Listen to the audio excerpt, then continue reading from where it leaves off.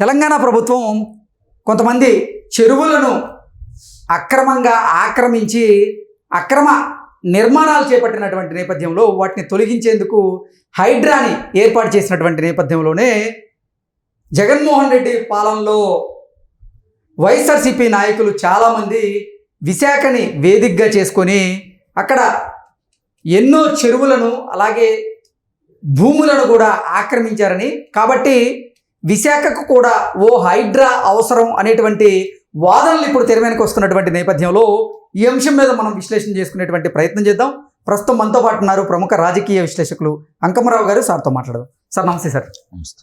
Sir, Telangana లాగే ఆంధ్రప్రదేశ్లో కూడా అందులోనూ విశాఖలో ఓ హైడ్రా అవసరం అనేటువంటి వాదనలు ఇప్పుడు తెర వెనక్కి వస్తూ ఉన్నాయి. ఏంటి సార్, అసలు అధికారాన్ని అడ్డం పెట్టుకొని వైకాపా నాయకులు ఎంత మేరకు అక్కడ చెరువుల్ని భూముల్ని ఆక్రమించారు? ఇప్పుడు ఆ ఆక్రమణని తొలగించడానికి ఇప్పుడు అక్రమంగా నిర్మించినటువంటి ఆ భవనాలు ఏవైతే ఉన్నాయో వాటిని నేల కూల్చేందుకు హైడ్రా అవసరమా అక్కడ అంటే ఏం చెప్తారు? అక్రమ కట్టడాలని కూల్చాలి, అందులో ఎలాంటి సందేహం కూడా ఏం లేదు. అలాగే అక్రమంగా అన్యాయంగా దౌర్జన్యంగా భయపెట్టి లేదా భౌతికంగా లేకుండా చేసి ఇవేవి కాకపోతే వీళ్ళ చేతిలో ఉన్నటువంటి అధికార గణాన్ని అడ్డం పెట్టుకొని భూముల యొక్క నెంబర్లను మార్చి అంకెలను మార్చి వీళ్ళకి అనుకూలంగా మార్చుకొని కొన్నిటికైతే ఇవి అమ్మటానికి వీల్లేదు కొనడానికి వీల్లేదని చెప్పని దాంట్లో పొందుపరిచి తర్వాత వీళ్ళకి అనుకూలంగా మళ్ళీ మార్చుకొని వీళ్ళ పేరు మీద బదలాయించుకొని చేసినటువంటి కార్యక్రమాలు అన్నీ ఉన్నాయి చూడండి. ఇది అంటే విశాఖపట్నంలో ఎక్కువ జరిగింది. కానీ ఇప్పుడు చూస్తూ ఉంటే ఇంతకు మొన్నటిదాకా విశాఖపట్నం అని చెప్పి మనం భావించాము.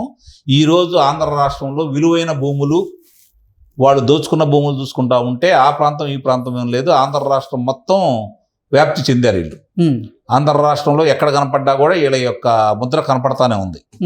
మరి డిపిఆర్ బాండ్స్ చూసుకున్నాం కదా మొన్న. ముఖ్యమైన పట్టణాల్లో ఒక భూమి విలువ గజం విలువ 10,000 రూపాయలు ఉంటే దాన్ని 40,000 రూపాయల దాకా పెంచుకొని వాళ్ళ పేరు మీదే బదలాయించుకొని చేసినవన్నీ కూడా మనం స్పష్టంగా కళ్ళ ముందు కనపడతానే ఉన్నాయి కదా. కాబట్టి ఒక విశాఖపట్నానికి పరిమితం అని చెప్పైతే నేను భావించట్లేదు.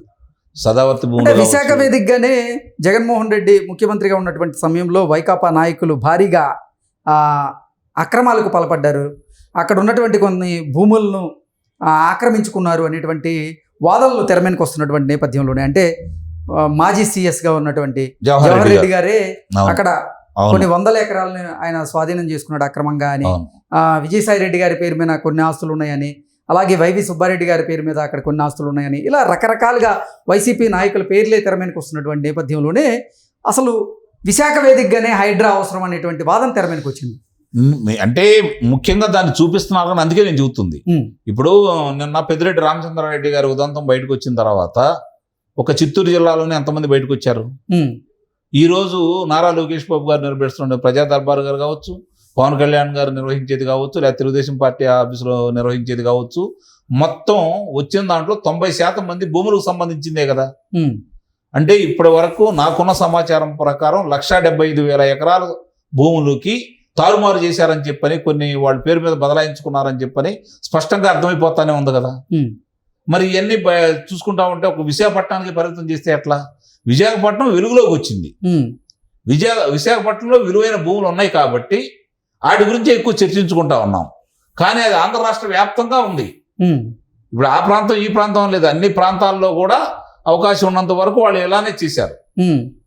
ముఖ్యంగా రాయలసీమలో చాలా ఎక్కువ జరిగినాయి, పల్నాడు ప్రాంతంలో ఎక్కువ జరిగినాయి, అసలు ప్రకాశం జిల్లా ఎక్కువ జరిగినాయి. వైఎస్ఆర్సీపీ పార్టీ ఆఫీసు నిర్మాణానికే చాలా భూములు అక్రమంగా అదే అందుకే ఈ వరుసనే ఇవన్నీ నేను అందుకే అంటుంది. మరి 26 ప్రాంతాల్లో జరిగినాయి కదా. ఒక ఒంగోలులో తప్ప ఎక్కడా కూడా అనుమతులు అయితే లేవు కదా. మిగిలిన సాటాన్ని అనుమతులు లేకుండానే కట్టడాల నిర్మాణం చేశారు కదా. ఇప్పుడు ఆ కట్టడాల నిర్మాణం కోల్చమని అయితే నేను చెప్పట్లేదు, అంత డబ్బులు ఖర్చు పెట్టారు కాబట్టి దానికి ఒక లెక్క ఉంది. ఆదాయ పన్ను శాఖ వాళ్ళు ఏం చేస్తారంటే, మీ దగ్గర కనుక లెక్కలు చూపించిన ధనం 1 కోటి రూపాయలు ఉందనుకోండి, దానికి 3 ఇంతలు 4 ఇంతలు 5 ఇంతలు కూడా మీ ద్వారా వసూలు చేయొచ్చు. మీరు అక్రమాలకు పాల్పడ్డారని. అట్లా దాని ఎవరి పేరు మీద ఉంది, ఎవరి నిర్వహణలో జరిగింది, దానికి గుత్తేదారు ఎవరు, వాళ్ళని గుర్తించేసి వాళ్ళ దగ్గర ఈ విధంగా వసూలు చేశారనుకోండి, అవి ప్రభుత్వ కార్యాలయాలకు ఉపయోగించుకోవచ్చు. ఆ వసూలు చేసిన ధనం ప్రజలకు ఉపయోగపడే విధంగా రహదారులకు కావచ్చు, లేదా ఇంకో దానికి కావచ్చు, సంక్షేమ పథకాలకు ఉపయోగించుకోవచ్చు కదా. కళ్ళ ముందు అయితే కనపడతా ఉన్నాయి కదా.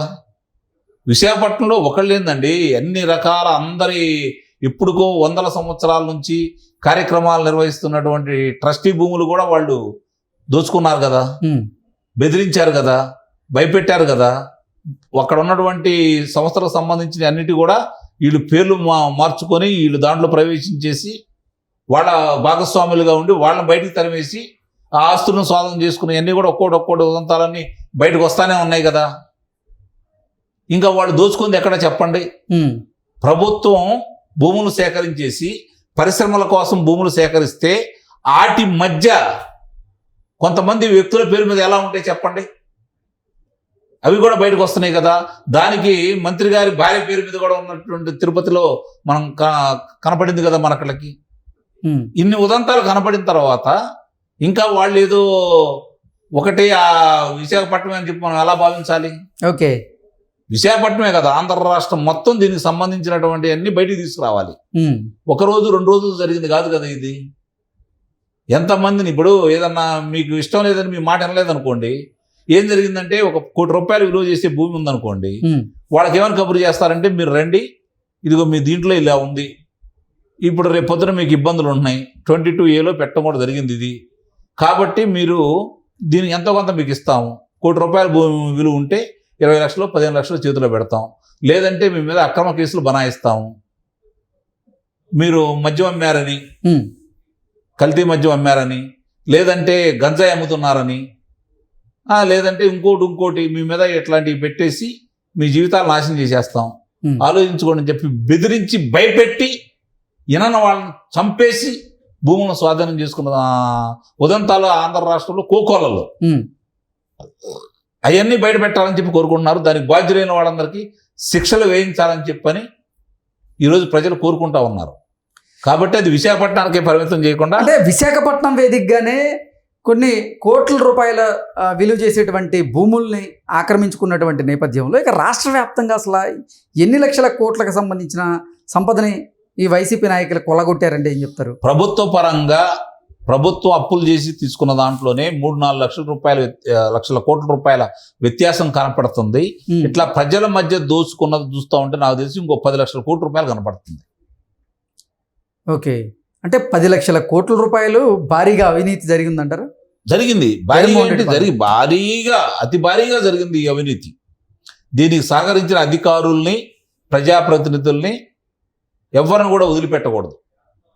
రెవెన్యూ రికవరీ యాక్ట్ కింద ఎవరైతే అన్యాక్రాంతమైన భూము అంటే సొంతదారులు ఉంటారో వాళ్ళకి ఇప్పించేసి, మామూలు వాళ్ళ రైతులకు కావచ్చు, లేకపోతే చిన్న చిన్న చిరు వ్యాపారాలకు సంబంధించి, పరిశ్రమలకు సంబంధించి వాళ్ళకి ఇప్పించేసేసి ప్రభుత్వ భూముల్ని వాళ్ళు ఏ విధంగా అయితే దోచుకున్నారో వాటన్నిటికీ తిరిగి ప్రభుత్వం స్వాధీనం చేసుకొని దానికి సంబంధించినటువంటి వాళ్ళకు మూల్యం చెల్లించుకునే విధంగా అపరాధ రుసుము వాళ్ళ దగ్గర వసూలు చేయాలి.